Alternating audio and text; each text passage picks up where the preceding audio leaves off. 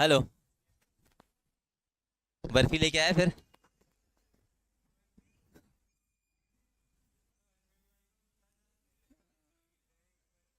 बेटा, बोलने की जरूरत नहीं है ना, यहाँ ध्यान दो, दरकार नहीं है। आ जाओ बच्चों। हाँ जी, गुड इवनिंग। कल के सेशन में कहाँ तक पढ़ा था अपन लोगों ने, बताओ। कल अपन लोग नॉन टैक्स रिसीट्स लिख रहे थे। नॉन टैक्स रिसीट्स में हम लोग लिख चुके थे फीस, फाइन्स और एस्टीट। अभी अपने को स्टार्ट करना है विद स्पेशल असेसमेंट, है ना। चलो, तो आगे के नॉन टैक्स रिसीट्स हम लोग कंटिन्यू करते हैं। जब तक हो गए थे वो तो अच्छी बात है।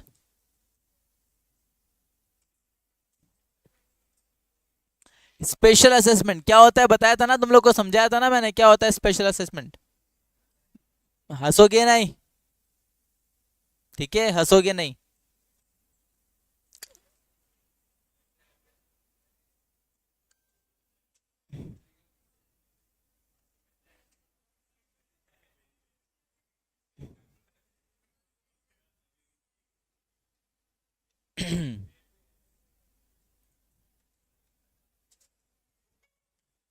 चलिए, बेटा बेटा बेटा, बस बस, अब बोलने का जरूरत नहीं तुम लोग को।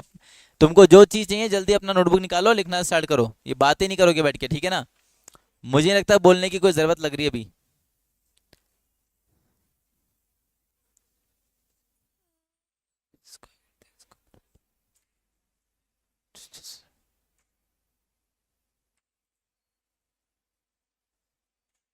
हाँ जी, स्पेशल असेसमेंट समझाया था ना मैंने, नहीं समझाया था?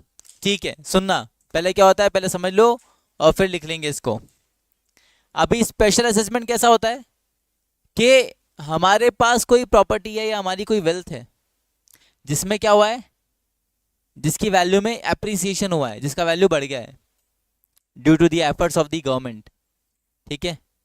तो अभी मेनली एक्सटर्नैलिटीज पढ़ के आए हो ना तुम लोग। एक्सटर्नैलिटीज पढ़ा है ना नेशनल इनकम के अंदर। Positive externality, negative externality. अरे तो बाकियों को तो हाँ बोलने थे, उनको याद ही नहीं आ रहा क्या था ये एक्सटर्नैलिटी। क्वेश्चन मार्क बना हुआ है सबके चेहरे पे। छी यार। एक्सटर्नैलिटी नेशनल इनकम तो सबने पढ़ा था ना मेरे से, जिन्होंने पढ़ा था उनकी बात कर रहा हूँ, जिन्होंने नहीं पढ़ा उनकी बात नहीं कर रहा, चिंता मत करो। एक्सटर्नैलिटी ये था कि भाई ऐसा कोई चीज का, कोई ऐसे इकोनॉमिक इवेंट का बैड और गुड इम्पैक्ट पड़ना जिसके लिए हमने कोई प्राइस पे नहीं किया है। मान लो मेरा घर है, वो घर के सामने सरकार ने बढ़िया सा सब पार्क बना दिया, या मान लो स्कूल खोल दिया, हॉस्पिटल खोल खोल दिया, एक मॉल बना दिया, या हाईवे निकल रहा है, चलो ठीक है उसी रास्ते से मेन रोड निकल रहा है, पानी बिजली ये सब सुख सुविधा उपलब्ध करा दी सरकार ने, तो उस कारण क्या हुआ, मेरा वो जो घर था उसका वैल्यूएशन बढ़ गया, तो इसको बोलते थे पॉजिटिव एक्सटर्नैलिटी। ठीक है। अभी सरकार बोल रही, बोले यार तेरे को बड़ा फायदा हुआ हमारी वजह से, तो गवर्नमेंट बोल रही तेरी ये जो वैल्यू का एप्रिसिएशन हुआ है, इस पे क्या कर, तू हमको एक सर्टेन अमाउंट से हमको क्या कर दे, कुछ चार्जेस पे कर दे। तो वो जो चार्जेस हम पे करेंगे सरकार को हमारी बढ़ी हुई प्रॉपर्टी की वैल्यू के ऊपर, उन चार्जेस को हम क्या बोलेंगे यहाँ पे, स्पेशल असेसमेंट। कि हमने क्या करा, उस पर्टिकुलर वैल्यू प्रॉपर्टी की वैल्यू का असेसमेंट करा। हाँ, ठीक है। और असेसमेंट करने के बाद जो भी अमाउंट हम चार्ज कर रहे हैं, हम कौन, गवर्नमेंट, तो उसको हम क्या बोल रहे हैं, स्पेशल असेसमेंट। समझ में आ गया बात? हाँ जी। हाँ, अब तुम इसको प्रॉपर्टी टैक्स मत समझ लेना, property tax is something different, है ना। ये तो ठीक है, लोग भिकमंगो जैसा हमसे क्या मांग रहे, पैसा वैसा मांग रहे, बोले देख हमारी वैसे तुझे फायदा ना, पैसा दे पैसा दे पैसा दे। तो that is called special assessment.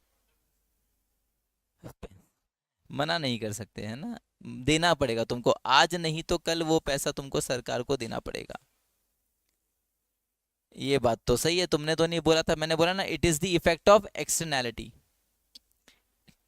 It is the effect of externality. आया बात समझ में? हाँ, लिखो। तो एन एडिशनल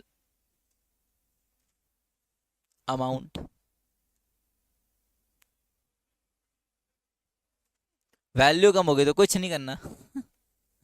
वहां कुछ नहीं, हम तुम्हारे पास केवल सिर्फ पैसा लेने आ रहे हैं, इसके अलावा हमारा तुमसे कोई रिश्ता नहीं है। हम तुमको नहीं जानते, ठीक है। तो एन एडिशनल अमाउंट चार्ज, या अमाउंट, हाँ चार्ज, ठीक है। On private property for public investment,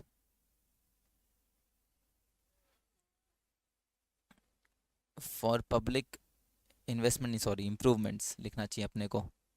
मैंने लिखा है इम्प्रूवमेंट है, मैंने इन्वेस्टमेंट लिखा ही नहीं। अरे तो मुझे क्या पता, तुम साथ साथ लिख रहे हो यार। For public improvements that enhance, कुछ नहीं बोला, that enhance the value of property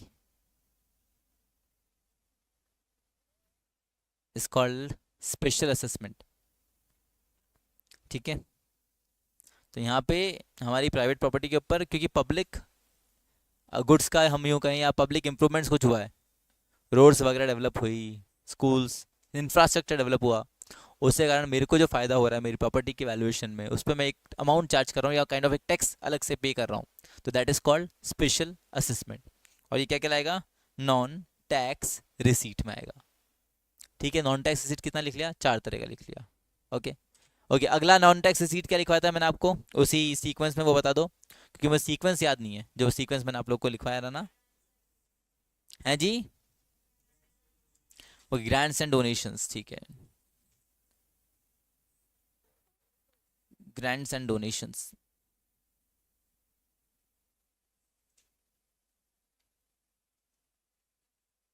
ये रिसीव हुए हैं, ध्यान रखना, है ना, ये रिसीव हुए हैं, हमने पे नहीं किए हैं ये।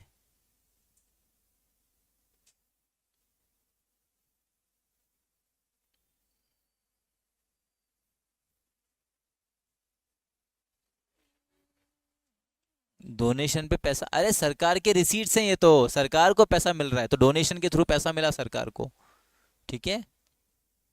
वाह, ग्रांट्स डोनेशन फंड, जैसे पीएम केयर फंड याद है, तो लोग वहां पे अमाउंट डोनेट ही कर रहे थे ना, कोविड से लड़ने के लिए। पीएम केयर फंड याद है, प्रधानमंत्री केयर फंड बनाया था सरकार ने कोविड के समय, याद करो। अरे याद है, नहीं याद है? ये तुम लोग के चेहरे ऐसे क्यों है? तुम लोगों ने सुना नहीं ऐसी चीजों के बारे में? सोनू सूद, सुद नहीं सूद। हाँ, उस पे बवाल भी हुआ था कि बोले यार, ये पीएम केयर फंड में जो पैसा यूटिलाइज हो रहा है, कहाँ फंड ये यूटिलाइज करेंगे, इसका जानकारी देने का बात नहीं है, लैक ऑफ ट्रांसपेरेंसी वगैरह है, सरकार इससे खुद का फायदा उठाएगी, पैसा जो आएगा, इस तरह की बातें उठी थी, याद है? हम्म। तो कितना ही आ जाता है, 150 करोड़ भारतीय, मान ले 100 करोड़ भारतीयों ने एक एक रुपया भी डोनेट किया होता तो 100 करोड़ हो गया था, तो कितना आ जाएगा तो खुद सोच ले। हेलो, हाँ सर, क्या था, आप उठाते ही नहीं उस समय। अरे आप उठाते ही नहीं उस समय। अरे वो, एक सेकंड।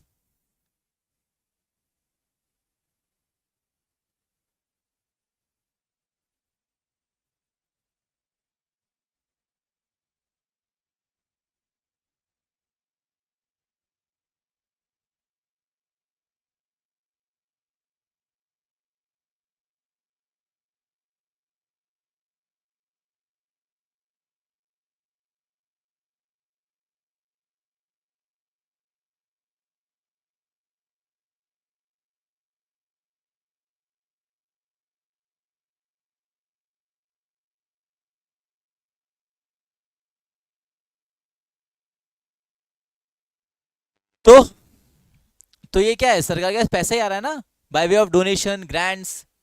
अभी समझो, जैसे एक बार याद है उत्तराखंड में बाढ़ आ गई थी, केदारनाथ वगैरह, याद है, जैसे मूवी बनी थी, हाँ। तो उसके लिए भी एक रिलीफ फंड बनाया गया था सरकार द्वारा, उसमें भी लोगों द्वारा पैसा डोनेट किया गया था। तो these are what, these are the receipts by the government ना, हम इनकम नहीं बोल रहे, हम क्या बोल रहे हैं, these are the receipts of the government, सरकार के पास इन सोर्सेज के थ्रू पैसा आ रहा है। फिर अभी आपने देखा ही होगा, चुनाव हुए थे, इलेक्टोरल बॉन्ड्स के थ्रू कितना पैसा आया सरकार के पास, है ना। किन किन पार्टीज के पास, वहां तो चलो सरकार के पास नहीं आया, वहां तो पार्टीज के पास गया जो कि चुनाव लड़ रही थी, पॉलिटिकल पार्टीज। तो वैसे ही करके आप दुनिया भर के डोनेशन आते रहते हैं। है ना, ऐसा चीज। हाँ जी, घपला। तो these are transfer incomes, incomes लिख लो, एस लगा लो। हाँ वो भी आएंगे ना, अगर फॉरेन से भी कोई तरह का रिसीट्स आ रहा है, डोनेशंस आ रहे हैं, ग्रांट्स आ रहे हैं, तो वो भी आएंगे भैया, वो भी आएंगे। हाँ तो मेलोनी ने मोदी को यदि कोई गिफ्ट दिया तो मोदी को उसकी पर्सनल कैपेसिटी में दिया होगा। अच्छा, यानी इंडियन इकोनॉमी के लिए कुछ फंड दिया है मेलोनी ने मोदी को, ऐसा मान लेते हैं, है ना। हाँ तो फिर वो इधर आएगा, बिल्कुल आएगा, ग्रांट्स एंड डोनेशंस में आ जाएगा। ठीक है, चलो। So these are transfer incomes,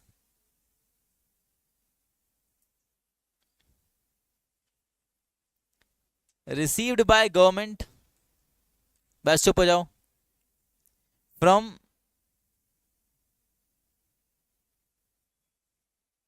national and international sources. अरे अभी तो दिया ही, दो दो सारे तो एग्जांपल दे दिए। पागल वागल है क्या, अब क्या मन से बना के लिखूं। तो these are grants and donation, ये भी क्या है, नॉन टैक्स रिसीट्स, पैसा आ रहा है परंतु ना तो एसेट्स जा रही ना लाइबिलिटी बढ़ रही। और अगला क्या लिखा था आपको इसी क्रम में, हाँ इसी सीक्वेंस में बाबू, है जी, इनकम फ्रॉम पीएसयू। इसको डिफाइन तो क्या ही कराऊं,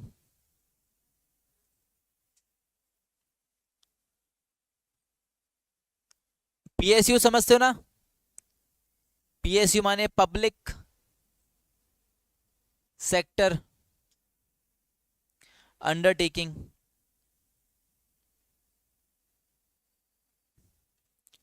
यानी क्या है, ये वो डिपार्टमेंट्स या ये वो बिजनेस ऑर्गेनाइजेशंस होती हैं जिसमें मोर देन 50% ऑफ ओनरशिप किसके पास होती है, सरकार के पास। एग्जाम्पल, LIC, भेल, पूड़ी, सेल, अरे पूड़ी धोना लिखूंगा बेटा, भेल, और भेल के साथ में पूड़ी, यार याद आ गई, भूख लग रही थी तो। भेल, सेल, गेल, ठीक है। अरे चलो ठीक है, ये भी लिख दो, इसको खुश होने दो। ONGC,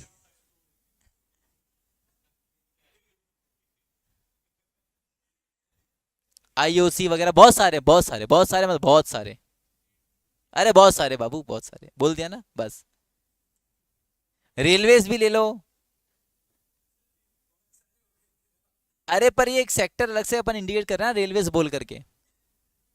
तो अभी ये सब क्या है, PSUs, इन सब में सरकार का 50% से ज्यादा की ओनरशिप है। अभी ये सब क्या कर रहे हैं, LIC क्या कर रही है, इंश्योरेंस बिजनेस चला रही है।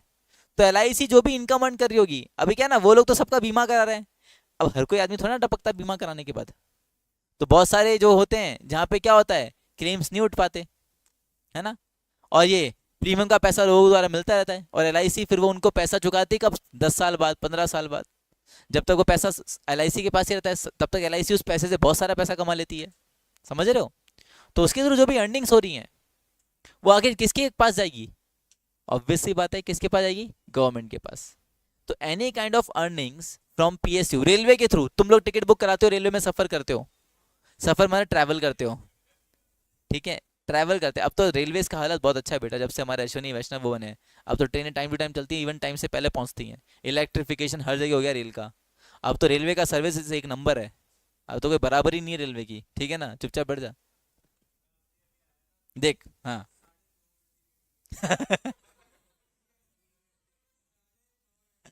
वो थोड़ा बिहार में ऐसा ही चलता है, ठीक है ना। वो वहां पहुंचोगी 9.5 घंटे पर, यहाँ पहुंचते पहुंचते कवर कर लिया होगा बेटा। अच्छा, कभी कभी कभी ऐसा भी हो जाता है, एक्सेप्शंस आर ऑलवेज देयर, ठीक है। नहीं नहीं होता, कोई नहीं हो रहे रेलवे में एक्सीडेंट्स। हाँ वो सब मैनुअल एरर की वजह से होता है, सरकार कुछ नहीं कर रही है उसमें, ठीक है ना, ध्यान दो यहाँ पे। एल कोई बात नहीं, देखो। तो बेसिकली अभी तुम लोग जब टिकट बुक करा रहे हो, अब बिना टिकट के ट्रेवल करोगे तो ये होगा तुम्हारे साथ। तो जब तुम लोग टिकट बुक करा रहे हो, हैं?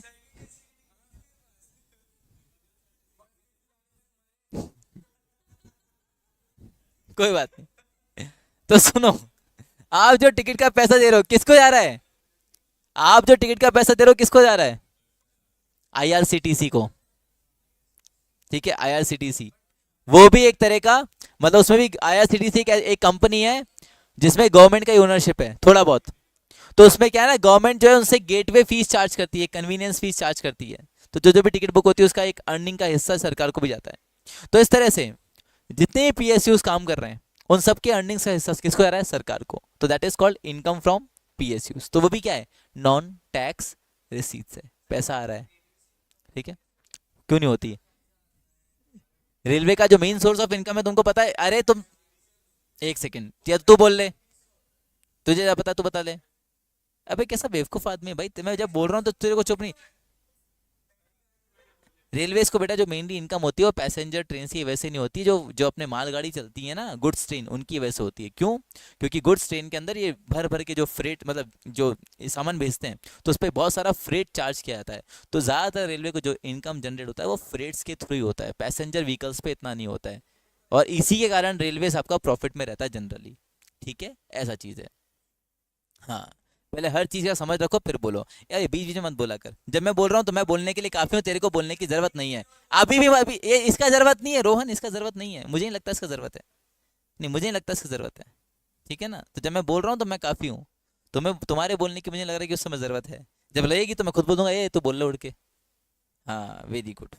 चलो, तो इनकम फ्रॉम पीएसयूज, तो जितना भी पब्लिक सेक्टर अंडरटेकिंग चल रहा है, लाइक दी वो बिजनेसेस जिसमें 50% से ज़्यादा ओनरशिप सरकार की है, तो जितने भी प्रॉफिट और गेन्स अर्न कर रहे हैं they are transferring to the government only. ठीक है, तो चलो लिख लेते हैं इसमें भाई, these are the earnings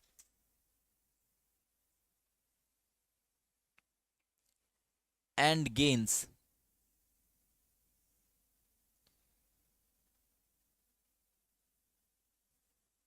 by the PSUs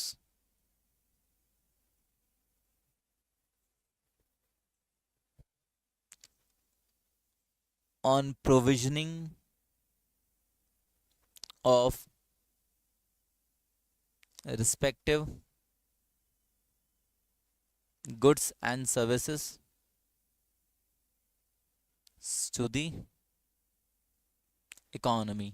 वो जितने भी तरह का गुड्स और सर्विसेज इकोनॉमी में प्रोवाइड कर रहे हैं उसके थ्रू जो वो लोग जितना भी गेन्स और अर्निंग्स अर्न कर रहे हैं, प्रॉफिट अर्न कर रहे हैं, वो सारा चीज़ आपका इनकम फ्रॉम पीएसयूज में जाता है। ठीक है ना? ओके, नेक्स्ट क्या लिखवाया था मैंने आपको?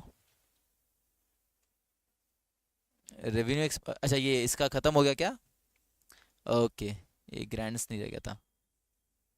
चलो, तो ये तुम लोग का रेवेन्यू रिसीट में tax receipt, non tax receipt दोनों चीज खत्म हुआ। अगर रेवेन्यू रिसीट पे बढ़िया क्वेश्चन आता है लिखने को, सिर्फ लिखने को, तो हमारे पास बहुत सारा कंटेंट है लिखने को। ठीक है, परंतु एक स्पेसिफिक चीज को लेकर के क्वेश्चन आता है तो आप आराम से डिफाइन कर पाओगे। पहले रेवेन्यू रिसीट को बताओ होता क्या है। बोले वो पैसा जिसके आने से क्या हो रहा है, एसेट्स कम नहीं हो रही, लाइबिलिटी नहीं बढ़ रही। फिर बता दो कि भाई टैक्स के थ्रू है कि नॉन टैक्स के थ्रू है, फिर नॉन टैक्स के आइटम बता दो और टैक्स के आइटम बता दो, तुम्हारा काम खत्म हो जाएगा। चलो अगले वाले पे आते हैं। अगला वाला चीज क्या है बेटा? अगला चीज था कहा आप लोगों ने मुझे रेवेन्यू एक्सपेंडिचर। अब रेवेन्यू एक्सपेंडिचर क्या होता है सुनना। पहले एक्सपेंडिचर, रोहित कोई एक तरह का खर्चा बताओ आप जो आपके घर में आपने देखा हो। कोई एक तरह का खर्चा जो आपने अपने घर में देखा हो है? कोई एक तरह कोई, मैं तुम्हें तो कई होते हैं ना, तो कोई एक बता दो। लाइट का खर्चा, तो लाइट का जो खर्चा है electricity bill, it is a kind of revenue expenditure. क्यों? क्योंकि खर्चा हो रहा है, परंतु वो खर्चा होने से कोई एसेट्स बढ़ रही है क्या आपकी? कोई लाइबिलिटी कम हो रही है क्या? वही मान लो तुम कोई खर्चा करो, जैसे तुम कार खरीद रहे हो। अब एक सेकेंड, कार खरीद रहे हो, तो कार खरीद रहे हो तो क्या हो रहा है? खर्चा किया, परंतु क्या हुआ? पैसा गया, परंतु क्या हुआ? अरे एसेट भी तो जनरेट हुई। मैंने किसी से पैसा उधार लिया था, मैंने उसको उसका उधार चुका दिया, खर्चा हुआ, परंतु लाइबिलिटी कम हुई। तो वही रेवेन्यू एक्सपेंडिचर एक ऐसा खर्चा है जिसको करने से अरे ना तो कोई लाइबिलिटी कम हो रही है और ना एसेट्स बढ़ रही है, फालतू में बस खर्चा कर रहे हैं। तो that is called revenue expenditure. अब तुम कह रहे लाइबिलिटी कम हो रही है, कौन सी लाइबिलिटी कम हो रही है? क्या? वो लाइबिलिटी है, वो लाइबिलिटी तब बढ़ेगा जब वो आउटस्टैंडिंग हो गया, नहीं तो वो तो उनको खर्चे यानी एक्सपेंसेस के नाम से जाना जाता है। इलेक्ट्रिसिटी बिल कहाँ डालते हो, लाइबिलिटी में डालते हो कि प्रॉफिट एंड लॉस के इधर डेबिट साइड डालते हो? तो वो एक्सपेंसेस है ना। अगर वो एक्सपेंसेस, वो बिजली का बिल आउटस्टैंडिंग हो गया, जो लास्ट डेट दी उस तक पे नहीं करा है, उसके बाद अगर निकल गया तो फिर आप उसको आउटस्टैंडिंग बोलोगे, है ना, फिर आप उसको लाइबिलिटी में दिखाते हो, याद है ऐसा चीज। ऐसा तो तू हर तो बोलेगा, बोले हर खर्चा क्या है, बोले लाइबिलिटी कम हो रही है, बोले गाड़ी में पेट्रोल भरवाना है, पेट्रोल वो 100 रुपये का पेट्रोल डलवा दिया तो बोले लाइबिलिटी कम हो गई, लाइबिलिटी थोड़ा कम हुई है यार, 2,000 दी एक्सपेंडिचर्स वो तो करने ही पड़ेंगे, क्या करें, है ना। डे टू डे लाइफ को मेंटेन करने के लिए, यानी इधर सरकार के अगर पॉइंट ऑफ व्यू से बात करूं तो डे टू डे सरकार के ऑपरेशंस को बनाए रखने के लिए जो खर्चे करने पड़ते हैं, तो those are called revenue expenditure. ठीक है, चलो लिखो जरा, रेवेन्यू एक्सपेंडिचर क्या होता।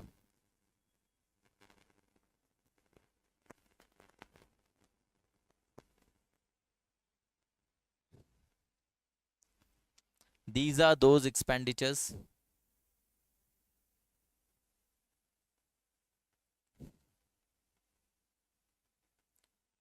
which do not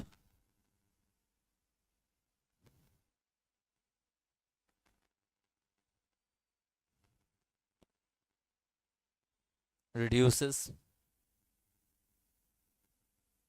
liability nor creates any assets for the government। साथ साथ और अगर बोलूं तो these expenditures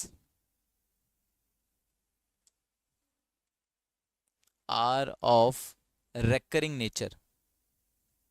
recurring nature मतलब इनको बार बार करना पड़ता है एक निश्चित समय अवधि के पश्चात। these expenditures are of recurring nature and are required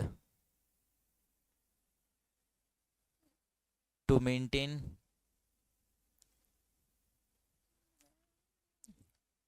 day to day government operations, यानी सरकारी कामकाज को डे टू डे रेगुलेट करने के लिए, बनाए रखने के लिए जो खर्चे करने पड़ते हैं, those are called revenue expenditures. परंतु ये खर्चे करने से ना तो कोई तरह की लाइबिलिटी कम हो रही है और ना ही कोई तरह की एसेट्स बन रही है, तो इनको बोलते हैं रेवेन्यू एक्सपेंडिचर। बोलो बेटा, रेवेन्यू क्या? हाँ, ना तो एसेट्स कम हो रही थी और ना लाइबिलिटी बढ़ रही थी, इसलिए रेवेन्यू रिसीव लिखवाया था। परंतु इनको उल्टा आप कैपिटल से देखना, आपस में रेवेन्यू एक्सपेंडिचर और रिसीट्स को उल्टा मत देखो। रेवेन्यू रिसीट अगर देखा तो उसको कंपेयर करना कैपिटल रिसीट से, और रेवेन्यू एक्सपेंडिचर अगर देखा तो उसको कंपेयर करना कैपिटल एक्सपेंडिचर से। तो जब आप लिख लेंगे तब देखना क्या दिखवाया गया। अच्छा, ये खर्चा करते समय क्या हो रहा है बेटा, सरकार के पास कुछ एसेट्स क्रिएट हो रही है क्या, लाइबिलिटी कम हो रही है क्या, बस क्या हो रहा है, पैसा जा रहा है। तो सरकार ये पैसा खर्च करते समय बहुत ज़्यादा दुखी है, क्योंकि पैसा तो जा रहा है, बदले में कुछ आ नहीं रहा। तो ये पैसा खर्च करते समय सरकार बहुत ज़्यादा दुखी है, क्योंकि सरकार का क्या है, फिजूल का खर्चा है।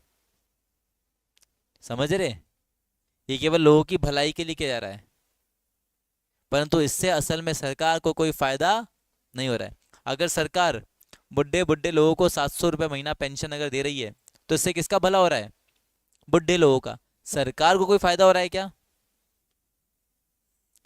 सरकार को कोई फायदा हो रहा है क्या, सरकार की कोई एसेट्स बढ़ रही है क्या, लाइबिलिटी कम हो रही है क्या? अरे नहीं दे पेंशन तो क्या होगा, जरूरी है क्या पेंशन देना, नहीं मत दो, परंतु फिजूल का खर्चा है कर रही है सरकार, तो रेवेन्यू एक्सपेंडिचर। अब तुम कहोगे सर 700 रुपये महीना देने से क्या होता है, अरे बेटा इतने सारे बुढ़े हो गए, मान लो 2 लाख अगर बुढ़े भी हैं राजस्थान में, 700 रुपये भी उनको सरकार हर महीने दे रही है, तो ये हो गया 1.4 करोड़ एक महीने का। अब साल भर का देख लो कितना हो गया, 14 करोड़ से ज़्यादा हो जाएगा। 1.4, अबे कम होता है क्या ये, कैसी बातें कर रहा है क्या? ये तो 2 लाख लोग बोले हैं, अबे 2 लाख लोग तो अजमेर में होंगे बेटा, बुड्ढे बुड्ढे। मैं राजस्थान में तो पूरा जाएगा तो पता नहीं कितनी पॉपुलेशन निकलेगी। ये तक हमने 2 लाख लोगों की बात करी, ठीक है, 15 लाख पॉपुलेशन है। चलो, तो यह आपका क्या कहलाता है, रेवेन्यू एक्सपेंडिचर। ठीक है, हाँ जी बोलो लवीश। है, हाँ हाँ ठीक है, समझा रेवेन्यू एक्सपेंडिचर। तो ऐसे खर्चे दिवाली पे जो खर्चे होते हैं हमारे घर वालों के, बोलते हैं ना फिजूल का खर्चा हो गया, लाइटें लिया है, ये लिया है, कपड़े लिया है, हैं घर के फर्नीचर के लिए कुछ वो लिया है, बेडशीट लिया है, बोले फिजूल का खर्चा कर है। क्यों? क्योंकि उससे कोई एसेट्स नहीं बढ़ी उनकी एज सच, और ना कोई लाइबिलिटी कम हुई, तो रेवेन्यू एक्सपेंडिचर। ठीक है, 14 करोड़, बढ़िया। चलो, तो ये रेवेन्यू एक्सपेंडिचर हुआ। अब रेवेन्यू एक्सपेंडिचर के एग्जांपल लिखवाए गए आपको, तो उनको एक्सप्लेन करने का जरूरत नहीं है, क्यों? क्योंकि वो तो सीधे सीधे आइटम है। जैसे wage bill of the government, ना what is wage bill of the government, सुन लो। Wage bill of the government क्या है, कि जितने भी गवर्नमेंट एम्प्लॉइज काम कर रहे हैं ना युवराज, उन सभी लोगों को क्या करना होता है, मंथली बेसिस पे सैलरी पे करना होता है। जितने भी गवर्नमेंट एम्प्लॉइज हैं, तो आप लोगों में से बहुत सारे के पेरेंट्स गवर्नमेंट एम्प्लॉइज होंगे, तो उन सबके पेरेंट्स को सैलरी आती होगी at the end of the month, और the first day of the month, और the 10th day of the month. तो वो सारा का सारा पैसा कौन दे रहा है? सरकार। तो wage bill of the government, एक वेज बिल बनता है इसका, कि भाई इतना इतना बिल निकला है जो गवर्नमेंट एम्प्लॉयज को पे करना है, दे दो। अब इतने सारे लोग काम कर रहे हैं, तो सरकार कितना पैसा खर्च कर रही है? तो आप जब सरकार आपको इतना सारा पैसा दे रही है, तो क्या सरकार की कोई एसेट्स बन रही है क्या, या सरकार की कोई लाइबिलिटी कम हो रही है क्या? तो क्या हो गया ये, रेवेन्यू एक्सपेंडिचर। सरकार ने लोन लिया था लोगों से, पब्लिक से, जनरल पब्लिक से लोन लिया था। कैसे लिया था? जिसको अपन बोलते हैं public finance, public deposits. Public deposit companies act की टर्म है, जो कि जनरली कंपनीज रेज करती है पब्लिक से अलग तरीके से, तो उसको हम पब्लिक फाइनेंस बोलेंगे, है ना, या पब्लिक डेट बोलेंगे। पब्लिक डिपॉजिट नहीं, क्या बोलेंगे, पब्लिक डेट। कि गवर्नमेंट ने अपनी सिक्योरिटीज इशू करी आप लोग को, आप लोगों ने सरकार की सिक्योरिटी खरीदी, अब सरकार आपको उन सिक्योरिटीज के ऊपर क्या करती है, इंटरेस्ट पे करती है मंथली। तो सरकार जो इंटरेस्ट पे कर रही है ऑन पब्लिक डेट, वो इंटरेस्ट का पेमेंट क्या है, रेवेन्यू एक्सपेंडिचर। क्यों? क्योंकि इंटरेस्ट चुकाने से कोई लाइबिलिटी कम हो रही है क्या, एसेट्स बढ़ रही है क्या? अरे लोन का रीपेमेंट करोगे तो लाइबिलिटी कम होगी। तो पेमेंट क्या किया, क्या, इंटरेस्ट ऑन पब्लिक डेट, जो आपको लिखवाया गया था। फिर मैंने सब्सिडीज बोला, स्कॉलरशिप पे करती है सरकार बच्चों को, तो स्कॉलरशिप का जो अमाउंट पे कर रही है सरकार, उससे कुछ सरकार को फायदा हो रहा है क्या, लाइबिलिटी कम हो रही है क्या, कोई एसेट्स बढ़ रही है क्या, रेवेन्यू एक्सपेंडिचर। समझ रहे बात? और क्या लिखवाया था, ग्रांट्स, ग्रांट्स इन एड। क्या हुआ, एक राज्य के अंदर नेचुरल डिजास्टर आया, प्राकृतिक आपदा आ गई, जिससे बहुत तहस नहस हुई है उस पर्टिकुलर स्टेट में। तो सेंट्रल गवर्नमेंट क्या करती है, अपनी तरफ से एक अमाउंट, रिलीफ अमाउंट रिलीज कर देती है उस पर्टिकुलर स्टेट के लिए, कि 10 करोड़ की राशि या 100 करोड़ की राशि। अब वो 100 करोड़ की राशि जब उस स्टेट गवर्नमेंट को मिलेगी, तो क्या करेगी स्टेट गवर्नमेंट, जो भी डिस्ट्रक्शन हुआ था उसको वापस से सही करेगी, यानी अपनी एसेट्स को रीबिल्ड करेगी। तो जो एसेट्स रीबिल्ड हो रही है वो किसकी हो रही है, स्टेट गवर्नमेंट की। सेंट्रल गवर्नमेंट को कोई फायदा मिल रहा है क्या? तो that is revenue expenditure, grants in aid. और old age pension and unemployment allowance, तो ये बेटा उसी कैटेगरी में आ गया आपके, जिस कैटेगरी में स्कॉलरशिप वगैरह थे। These are transfer payments, these are what, these are transfer payments. कि सरकार सिर्फ पैसा दे रही है, बदले में कुछ एक्सपेक्ट नहीं कर रही। जो बेरोजगार बैठा है उसको महीना चला, उसका घर, उसका अपना जिंदगी चलाने के लिए 2 3 4 5 हजार क्या कर रही है, फ्री में बांट रही है। That is called unemployment alliance. और एक और चीज क्या बोला था आपने, पेंशन, पेंशन भी वो तो बोला था, अनएम्प्लॉयमेंट अलायंस तो भी बोला ना मैंने। पेंशन, कि बुढ़े बुढ़े लोगों को घर बैठे बैठे पैसा पहुंचे, वो रिटायरमेंट वाला पेंशन नहीं कह रहा, वो तो बेचारे उस आदमी ने अर्न किया था भाई। हाँ, पेंशन और रिटायरमेंट अलग चीज है। ये कौन सा पेंशन है, ओल्ड एज पेंशन, बुढ़े बुढ़े लोगों को 1000 रुपये महीना, 500 रुपये महीना देती है सरकार। है जी बेटा, करोड़ है। अब तो देख ले, जिसमें से कितने बुढ़े देख ले। ऐसा लिख, number of people registered in pension scheme, old age pension scheme, old age pension scheme लिखना। हाँ, इन राजस्थान। वाह, अभी हर कोई तेरी तरह समझदार तो नहीं होता ना, नमन, नमन, नमन।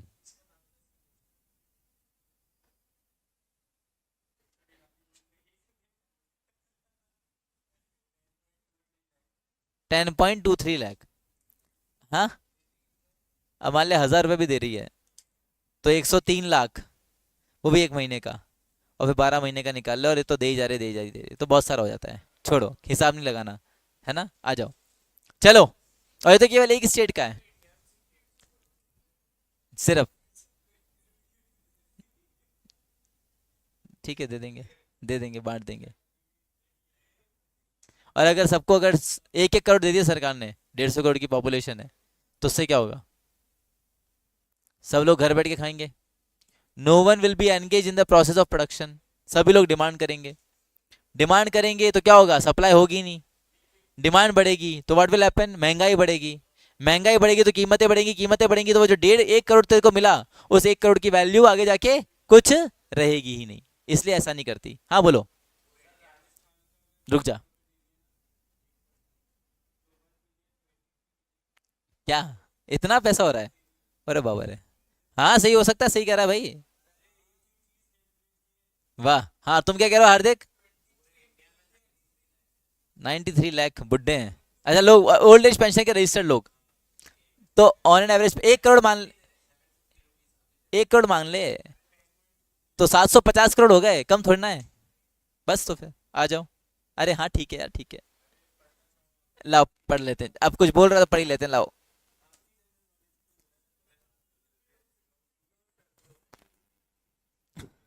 This scheme is implemented by all the state and union territories, including state government of Rajasthan, as per available records. Out of 51 lakh of total population of senior citizens in the Rajasthan, 10.23 lakh are old age pension beneficiaries. ठीक है, fine. और इनको 1,000 रुपया हर महीना मिल रहा है। बढ़िया। और 1,000 में तो 10,203। बस छोड़ो यार, बहुत पैसा है। समझ गए? इसलिए सरकार दुखी है, क्योंकि इतना सारा पैसा कहाँ जा रहा है? बर्बाद जा रहा है। समझ रहे? पर हाँ, ये एक सरकार के लिए खर्चा करना जरूरी भी है। क्यों? क्योंकि गवर्नमेंट किसके लिए काम करती है? वेलफेयर के लिए, सोसाइटी के वेलफेयर के लिए। और सरकार ये काम करके क्या कर रही है? अल्टीमेटली सोशल वेलफेयर ही तो कर रही है। किस किस पे लग रहा है?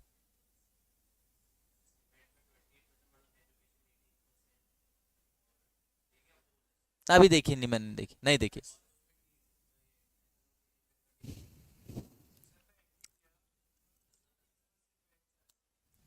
एटिक में 20% वैट? वैट कैसे चार्ज? अच्छा, तुमने लिख कर लिया होगा तभी वैट लगा, नहीं तो बेटा अगर आप नॉर्मल खाने पीने की चीज लोगे तो उस पर जीएसटी लगेगा, वैट नहीं लगेगा। अजीब सी बात कर रहे हैं।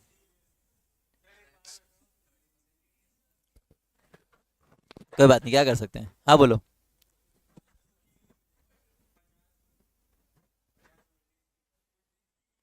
हाँ हाँ जल्दी बोलो, मुझे आगे बढ़ाना है, जल्दी बोलो। हाँ हाँ हाँ। तुमको क्यों मिलेंगे? उनको ही मिलेंगे। नहीं, तुमको नहीं मिलेंगे। हुआ ये? बेटा रोहन बस, हुआ ये? सारे वो टर्म्स क्लियर हैं जो समझा आप लोग को? चलिए, तो रेवेन्यू एक्सपेंडिचर हो गया। अब अगली चीज पे आते हैं। अगला चीज कौन है? Capital receipts. चलिए कैपिटल रिसीट्स लिखते हैं पहले।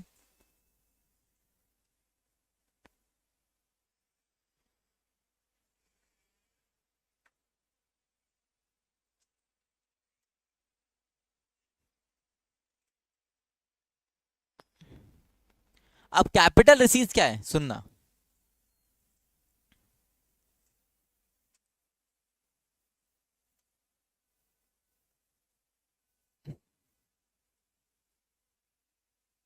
These are those receipts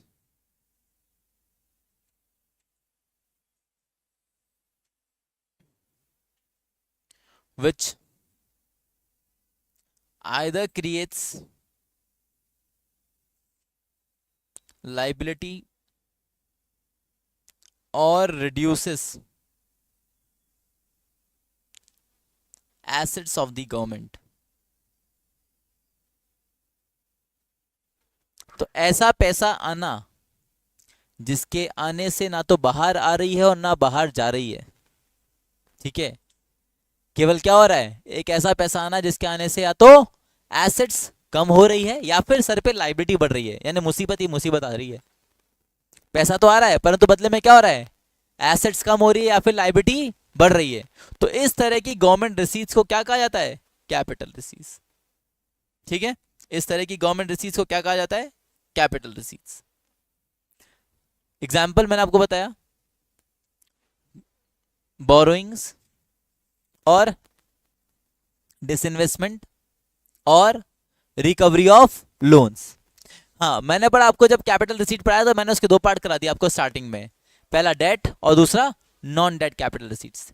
date माने कि ये वो कैपिटल रिसीट्स हैं जिनके कारण क्या हो रहा है? सरकार की लाइबिलिटी बढ़ रही है। बोरोइंग्स है ना, आपने उधार लिया, अब मैंने उधार लिया तो बेटा मेरे ऊपर सर पे लाइबिलिटी आ गई कि मेरे को तेरे को पैसा रीपे करना ही पड़ेगा। पैसा तो आया परंतु साथ साथ सर पे लाइबिलिटी भी आई, that is debt. That is why it is called as capital receipt. अब तुम हो ही निहायती बेशरम है कि पैसा ले लेकर के भाग रहे हो, देश छोड़ छोड़ करके भाग रहे हो, तो बात अलग है ना। बाकी तो पैसा तुमको रीपे करना ही पड़ेगा, है ना। अच्छा, और वहीं कुछ कैपिटल रिसीट्स ऐसी भी होती हैं जो कि डेट की फॉर्म में नहीं होती, है ना, जिनकी वजह से कोई लाइबिलिटी तो क्रिएट नहीं हो रही परंतु हाँ एसेट्स जरूर रिड्यूस हो रही है। उनको हम क्या बोलते हैं? Non debt capital receipt. वो कैपिटल रिसीट जो कि डेट की फॉर्म में नहीं है, जैसे डिसइन्वेस्टमेंट या रिकवरी ऑफ लोन। सरकार ने, सेंट्रल गवर्नमेंट ने किसी स्टेट गवर्नमेंट को लोन दिया था। Generally central government state government को लोन देती है ना। तो सेंट्रल गवर्नमेंट ने स्टेट गवर्नमेंट को लोन दिया, जैसे राजस्थान के ऊपर भी काफी सारा उधार है आप देखोगे तो। अब राजस्थान गवर्नमेंट जब वो लोन का रीपेमेंट कर रही है सेंट्रल गवर्नमेंट को, तो सेंट्रल गवर्नमेंट के पास पैसा तो आ रहा है, परंतु हमने जब तुमको लोन दिया तो हमने हमने हमने तुमको कहाँ शो करा? डेटर्स में। Loan to Ram, loan to Shyam करके जो भी है, तो डेटर्स में शो करा। अब अगर उस राम ने हमको लोन का रीपेमेंट कर दिया तो मुझे उसको अपने डेटर्स में से हटाना पड़ेगा ना। तो पैसा तो आया परंतु मेरी एसेट्स भी क्या हो गई? कम हो गई। That is white it is a capital receipt. Similarly disinvestment. Disinvestment का मतलब क्या होता है कि वो बिजनेस एंटिटीज या वो बिजनेस ऑर्गेनाइजेशन जिसमें गवर्नमेंट की ओनरशिप है, अगर गवर्नमेंट उस बिजनेस को क्या करती है? किसी प्राइवेट सेक्टर को बेच देती है। जैसे कि 1991 में ज़्यादातर क्या हुए थे? सभी सरकारी बिजनेस को प्राइवेटाइज कर दिया गया था, उनकी ओनरशिप किसको बेच दी गई थी? प्राइवेट सेक्टर्स को। तो अब सरकार ने अपना बिजनेस बेचा है, पैसा आएगा? हाँ आएगा, परंतु वो जो बिजनेस था वो हमारी इन्वेस्टमेंट थी, हमारी एसेट थी, तो वो एसेट भी क्या हो जाएगी? कम हो जाएगी। तो दैट इज वाई ये सब किस में आता है? Capital receipts. मैंने पहले ही बोला है बीओपी और जब बजट हम पढ़ रहे हैं तो हम कैश को एसेट कंसीडर नहीं कर रहे हैं। ठीक है, कैश को हम यहाँ पे एसेट कंसीडर नहीं कर रहे हैं, तो कैश तो बार बार आ रहा जा रहा है, फिर तो डबल एंट्री, वो तो फिर मतलब ही क्या रहा, है ना, ऐसा चीज। ओके, लिखवा देते हैं। हाँ जी हाँ, लाओ लाओ, आप ही को याद कर रहे थे। अब सुनो मेरी बात सुनो, एसी बंद कर दो, बहुत ठंड हो गई है, क्योंकि ऐसा लग रहा है कुल्लू मनाली में बैठा हूँ। अभी कुल्लू मनाली बैठे हैं, नहीं, अभी कुल्लू मनाली बैठे तो फिर क्या, मेरा थोड़ा स्वभाव अलग किस्म का है, फिर क्या मुझे कुछ मादक पदार्थ चाहिए रहते हैं, अब वो नहीं मिलेंगे तो क्या मतलब ऐसे बैठने का कुल्लू मनाली में, इसलिए।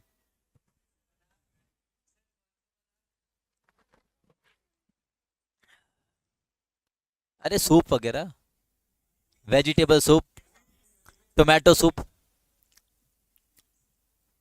देखो, आइए, तो हमने कैपिटल रिसीट को सबसे पहले दो पार्ट्स में डिवाइड किया था, मैं उसी तरह से लिख रहा हूँ यहाँ पर भी, ठीक है, ताकि क्या थोड़ा दिखने में अच्छा लगना चाहिए।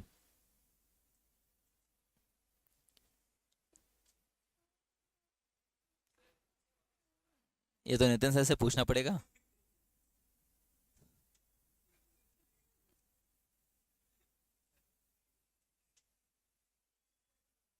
नितिन सर व्यर्थ ही गए, उनके जाते ही कितना अच्छा मौसम यहीं पे हो गया, यही हमारा कुल्लू मनाली से कम है क्या अजमेर?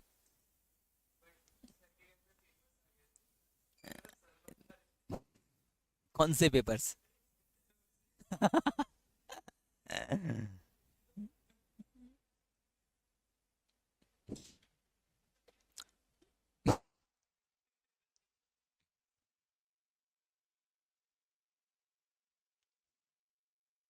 Date receipts. तो what are debt receipts? those receipts of the government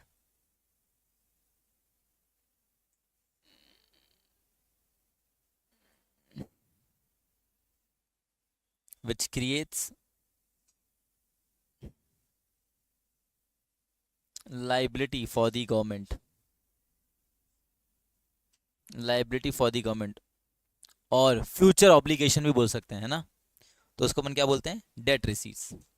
date receipts में क्या आएगा आपका, बोरोइंग्स ऑफ द गवर्नमेंट। क्या कहते हैं उसको हम, बोरोइंग्स ऑफ द गवर्नमेंट। सरकार ने उधार लिया, किस किस से लिया मैं आपको ऑलरेडी पहले बता चुका हूँ, from general public, from international financial institution और from foreign sources. General public से कैसे लेगी, कैसे लेगी जनरल पब्लिक से, गवर्नमेंट अपनी सिक्योरिटी इशू करती है, गवर्नमेंट सिक्योरिटी बोलते बेटा उसको, है ना। तो बाय इशूइंग गवर्नमेंट सिक्योरिटी। हम तो केवल एक ही का मेनली बात करेंगे, कौन सा बात करेंगे, बोरिंग्स में, बोरिंग फ्रॉम जनरल पब्लिक। और जनरल पब्लिक से कैसे ले रही है सरकार ये उधार, बाय इशूइंग गवर्नमेंट सिक्योरिटीज। ठीक है ना।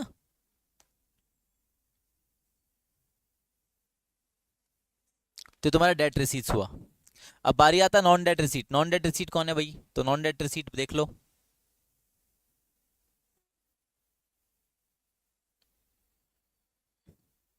Those capital receipts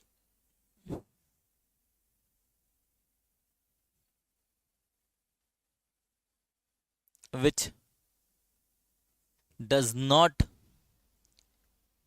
create any liability, instead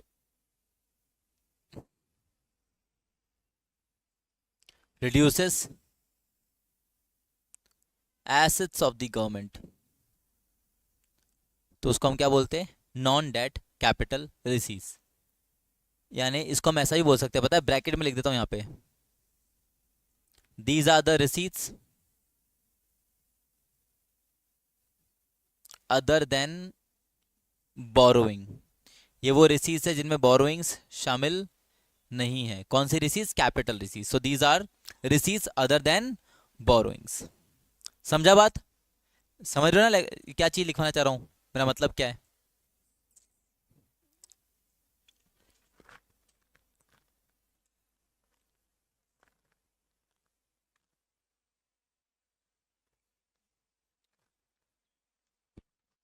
तो नॉन डेट कैपिटल रिसीट्स में क्या आ जाएगा,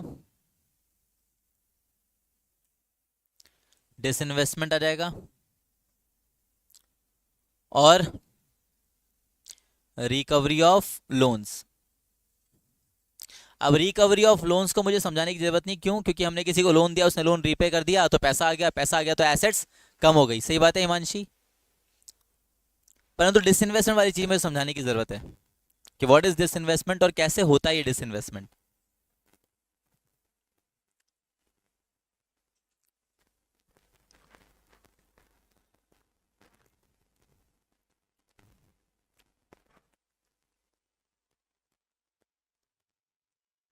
बोलो विक्की प्लीज, बोलो विक्की प्लीज। इसने देखी नहीं है स्त्री, तूने स्त्री नहीं देखी।